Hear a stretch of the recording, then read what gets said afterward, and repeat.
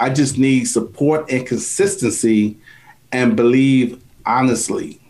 I struggle with imposter syndrome, even after being on TV and podcasts and the media, etc. It's a worthiness issue. So that's our comment. So to condense it, Evan, how do I deal with imposter syndrome? What are you telling yourself that you're having imposter syndrome for? Like, what are you trying to do that you feel like a fake? Also, can we define imposter syndrome?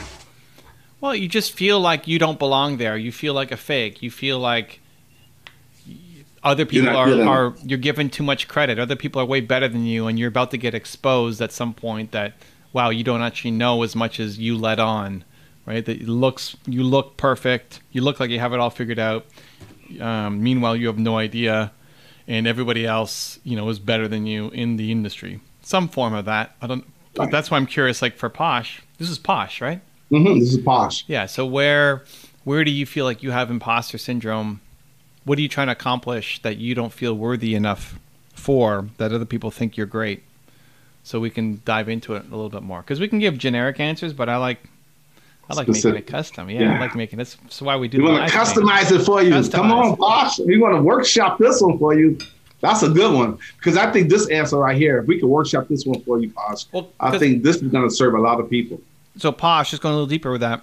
I know you had your unbreakable campaign with the T-shirts and everything. I don't know what happened with that. I know you did the masks and did some work with Dave Meltzer and on the TV show. So where are you at now? What are you trying to accomplish? And where do you feel it's not even not good enough? It's not good enough compared to what other people think. People giving you too much credit. So where do you feel like you've got imposter syndrome? What's the current state of your business? So we got some time. So let's dive in and try to help. Posh says, yeah, I don't feel fake. Okay. I just don't feel I belong. Okay. Like these people all have major accolades, business expertise, etc., huge revenue, NFL contracts, book deals, and I'm like, I just don't give up. So these people are who? I mean, who are you comparing yourself to? Who are you going up against? Are these people in Dave's circle? Like who are you looking at and saying they've got so many more accolades, they're better than me? The people I pitched against, I proved myself there, but I listened to episodes before I go on the podcast, and the other guests, I'm starting to feel like because I'm different, maybe I can teach differently. And then she says, they seem to be impressed by the fact that I don't quit. I'm still doing the things despite the fear, figuring I'll just get better. And then she says, so Posh, is this an ongoing series? Because I thought you already pitched and you won. Yeah. Is there something new coming up that we're not aware of yet? Because my understanding was you had the TV show, you pitched, you're up against a bunch of people, and then you won. Or are you still, is there round two, or you're still trying to pitch people for something else? Where are you at with that? See if this applies. She says, I also know some of this is trauma response to past abuse, but I'm still trying to grow through it. Oh, sure. I mean, a lot of our negative limiting beliefs come from some kind of trauma response. So, Posh, I guess I need more information, but what I was going to say just in general, when you compare yourself to other people, and there's always going to be someone who's quote unquote better than you, or I should say it this way, I want to speak in your language. There's always going to be someone who's accomplished or have more accolades than you do. And you're always going to be someone that has more accolades and accomplishments than somebody else. And so a lot of that just comes down to focus. This is what they focus on, this is what they achieve. And you don't even know how they got that. They had a lot of help to get that, the whole 9 yards. So to me, when I say focus, this goes back to you being focused on what are your unique talents and gifts and abilities that you're delivering to the market and impact that you're having. Because what your fingerprint is so unique. No matter what they accomplish or what they achieve, they can't do it the way you do it. They could be doing something similar to what you're doing, but they can't do it the way you do it because you have a unique talent, a unique personality. And when you focus on you and your uniqueness, then it doesn't matter what other people have. Because one day you can go back and I hope I'm not being digressing too much, but there could be a time when you can have more accomplishment, but then there's going to be somebody else going to come along, and you may not be the top person on the hill anymore. Someone else is going to take that position. Someone else is going to write a better book or make more money or X, Y, Z, whatever the accomplishments may be. So never focus on that. Focus on who you are, your uniqueness, and what the impact you're going to have, because the way you do it, they can't do it the way you do it. They just can't. So I don't know if that's my perspective. Is there another event coming up? Another pitch? Because I thought you pitched and you won. Maybe that's only round one. Or just let us know who are these people who you still think you're up against. Because maybe you are, and we don't know the story. So I guess overall, Posh is saying, how do I maintain that belief in myself and not feel less than or imposter syndrome or insecure for the next competition? Because once it's over, then she goes back to where she was at. Okay, so there's a general and the specific. The general is the reminder that you've won. You've already done this. You have to remind yourself that you've already, air quotes, beat these people. You've already won a competition before. You've already done it, right? Right. Then the next layer underneath it is the specifics, because the voice that will come in your head afterwards, like, oh, but I can't do it again. I can't do it again. I'm not going to win again. These people are different. These people are better than the last group of people, etc. So that's why you have to get, and maybe you already know. I mean, I don't know, Posh. Maybe you already know why you won. Maybe they gave you like super detailed criteria. Is she saying anything as I'm talking? Well, she says, okay, Evan, so other than asking David, how do you handle each time? So she was saying exactly when I was saying earlier about what you're addressing. She said, yes, that. So go ahead. Yes, that. Okay, we're on the right path. Perfect. Yeah, we're on the right path. Good. So David, but anybody else who was part of the competition, the general reminder is I've won before. The specifics, though, is what you need to start to believe. So if you won because they just loved your work ethic, because they loved your story, because they love your kindness, because they love #unbreakable, right? Like if those are the 4 reasons, right? And I'm just making stuff up, but they're going to give you reasons. So she said they love my passion, heart, set. They love my passion, heart, set, mindset, spirit, not giving up, etc. Great. So I love that. I would, even if you know, I would reach out to David at least, and if not the others, I don't know how many judges there were, and tell them exactly this. I'm so humbled and honored that you picked me to win this competition. I'm trying to spread my message, and I'm entering other competitions, and honestly, I feel like an imposter. I feel like I'm not good enough to win anything else, and I don't like this feeling. And I'd love for you, if you wouldn't mind, just to give a couple specifics as to why you picked me. And maybe they come back with the same thing. Heart, passion, whatever else you read, Zane. Like maybe they come back with that same list, but they might give you something different. And then what that does, the reason for that is not just to give you a pick-me-up, because again, that pick-me-up is going to be momentary. That's going to, that nice email, that you get the email from Dave, you're going to feel so warm, like, oh my gosh, he believes in me. You'll feel great. And then tomorrow it's going to fade, and then the next day it's gone. But why the specifics help is when you're trying to remind yourself that you can hold your own, that you can win these competitions, you have specific reasons why that you can check in with. So if it's passion, heart, and not giving up, you can then ask yourself, are those still true about me? Do I still have passion? Do I still have heart? Am I still not giving up? Yes. Okay, I have a shot. And it's more believable because it's specific than if you just said, well, I've won before, so I can win again. In that specificity is the key to helping you actually believe it. Does that make sense, Posh? Did you say anything else while I was talking?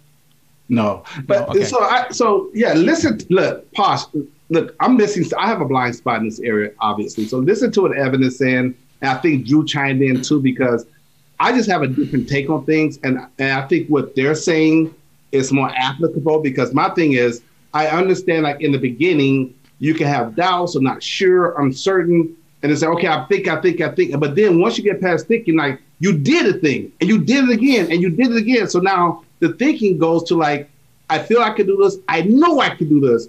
And then your confidence turns into competence. So now you can just believe in what you've done. And then you go from, I can do this, I've done this, to I am this. And once it's who you are, it doesn't matter. Well, Zen, hold on. The thing that's missing is she's done one competition. You're trying to get it to competence. She's only done this once. I was combining both of you guys. Right? So if she was doing a competition every week and winning every week, then it becomes easier. But she's won one. Well, you're right on it, Evan, because check this out. She just said, okay, that sounds just like how I write, Evan. Thank you. You made me tear up. I'm going to get those and make a hashtag believe board. Let's go. I love it, Posh. Hey, we love it. That's how you workshop. That's how you workshop. That's how you workshop. Well, also, listen, Posh, for you to show up and you know, share your truth and be honest and all that, that takes courage and boldness too. So let me be specific with Zan as an example. If I said, Zan, if Zan was, you know, getting started on his coaching career, said, Zan, you're going to be a great coach.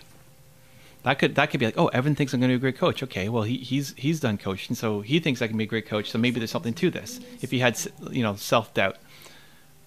But then next week he might feel like, oh, if he's about to hop on a coaching call, like he feels like I'm not going to be a great coach. I don't know.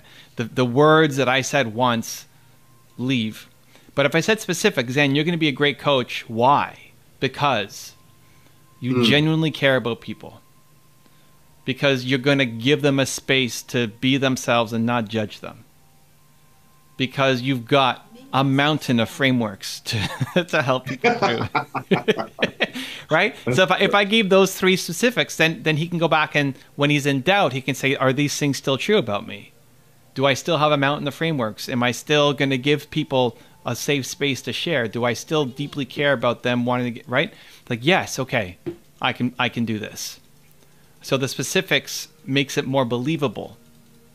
So, okay, so those are, imagine a table and say the top of the table are your beliefs. Underneath the table, you have legs. And those legs are the reasons. Where's the pictures? And we know we got a picture of this. Come on. No. I'm just going. Are you coming up with this on the spot? Are you kidding me? There's no picture. You guys cannot do this to me, man. I got questions to get to. I got questions to get to. Wait, do you or do you not have a framework for this? No, he does not. I do not. Oh, you do not? Wow. Okay, we're live. This is a new framework. I'm freestyling based on what you just said. Not like got to give a visual to it. I'm down. I'm down for that. I thought you had something. So you have a table. This is the top of the table. And then you have underneath the table legs to hold the table up. And those legs are the reasons that Evan is giving you. So the table can never be shaken. The more legs you have underneath, the stronger your belief is going to be. If you just have one leg, boom, boom, boom. You have two, but you have 3, 4, 5, the more reason for the table to stand strong. And I'm just saying that, not in this case, but like in someone like Evan's case, you got this victory, you got that victory, you got that victory, you got that victory. So there's no reason why you should even have a doubt because you done it so many times. That's not. Now it's getting like, that's borderline. That could be interpreted as judgment.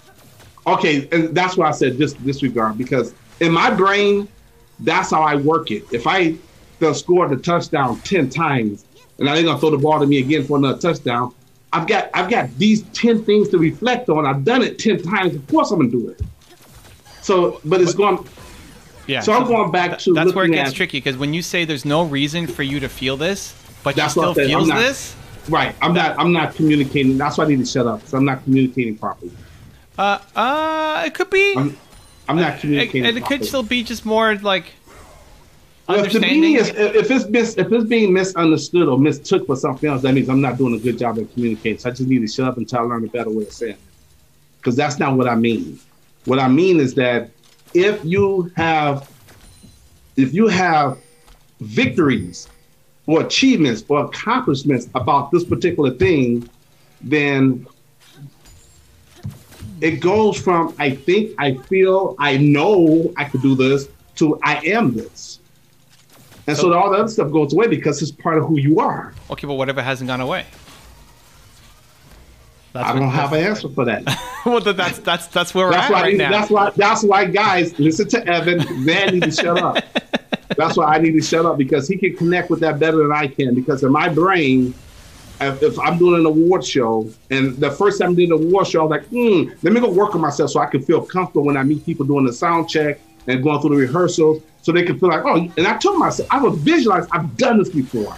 I would visualize everything being done over and everybody's congratulating me the whole 9 years. It was my first time doing like the BET award show, whatever it was.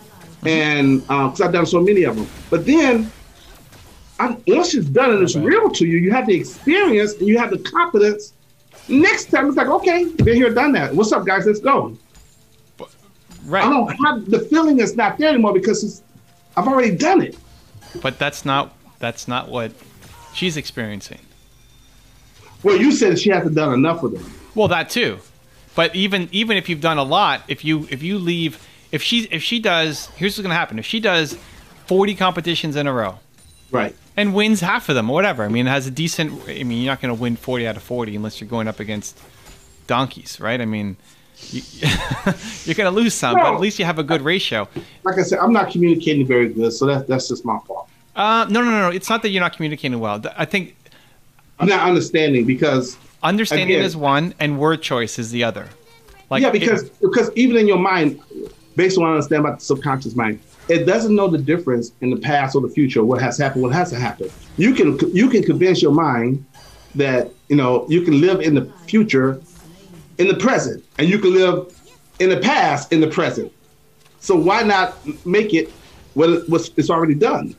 And so you're going to have those feelings based on you've already accomplished, you already achieved. So now when you get on that stage, you've already done it. So your feelings about it is going to be different now. And then it comes to a point where you go beyond your feelings to a sense of knowing. And then you go from knowing to a sense of being, I am this. And it's like, okay, it's no big deal. Right, but she's not there yet. Oh, Drew. No, but I'm not communicating that properly. If you don't have enough practice, enough reps in, or enough experience, I get that. But once you have enough experience, enough reps in, come on, you can't feel the same way. No, hold on. Don't like now you. Okay, that's judgment. Okay, yeah, exactly, right? Okay, come on, right? Like no. Correct. Thank you. I'm sorry, guys. I don't mean to be judgmental, but I'm saying if you done this 10 times, the way you feel at number 11 cannot still be okay. That did it again. You should. The way you feel at level 1 or 2, doing it once, first or second time, and now you've done it at 10 or 11. It can't. I can't even talk to him because whatever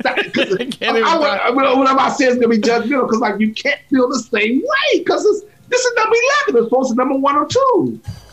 But if somebody is feeling the same, you can't say that they're not feeling it. They're feeling that. Right. That's why I have to shut up, because what Evan says is legit. Because he said that's what the conversation last week. Like, no, Evan, you can't be feeling that because you did all these. Oh, yes, I am, Zay. I'm like, okay. I'm like, you know what? Maybe he's right. Maybe I don't. I just know I don't. And he said a lot of people feel that way. Like, how? Once you've done it like 20 times, how can you still feel the same way the first and second? Well, listen, that's some good work. I don't even know how you work on that, but even just recognizing that it's a blind spot is important, because that's going to happen. Yeah. Right? I mean, if you say it's real, it's real. Well, it's not just me. You got Posh saying it's real, and that's going to come up over and over and over again. Yeah. So I want to be open. I want to be understanding. I want to say, okay. She says, oops, gave too many hug emojis. So she'll give us a lot of hugs. And then she says, I'm imagining the table. Love it, Zan. Oh, snap. Now it's time to, I think this calls for a Drew woodworking special combination here. Drew did say his passion is woodworking, his second hobby here. She says, I literally just got a cork board. I get what Zan is saying. I don't feel judged. I'm not really offended, though. She said, easily, donkeys, LMFAO. Glad I get to help you clarify, Zan.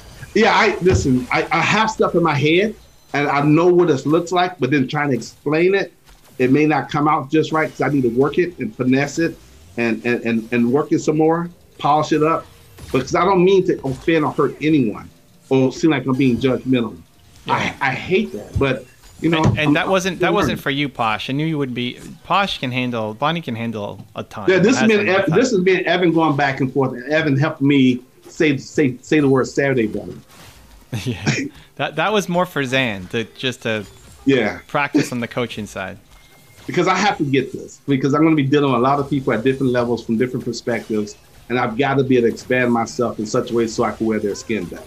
That's what this is all about. If I could just come from my perspective, that doesn't help. I can't properly serve people if I can't step outside of my domain and wear their skin and give them exactly what they need, even though it may not be what I need to do for myself. I need to give them what's going to work for them from where they're coming from, so that we can break through and make a transformation. So I'm learning, you know, there's levels to this. That's what Evan said. There's levels. Oh, I remember that. There's levels to this game. There's levels to this, man. There's levels to this game, guys. Come on now.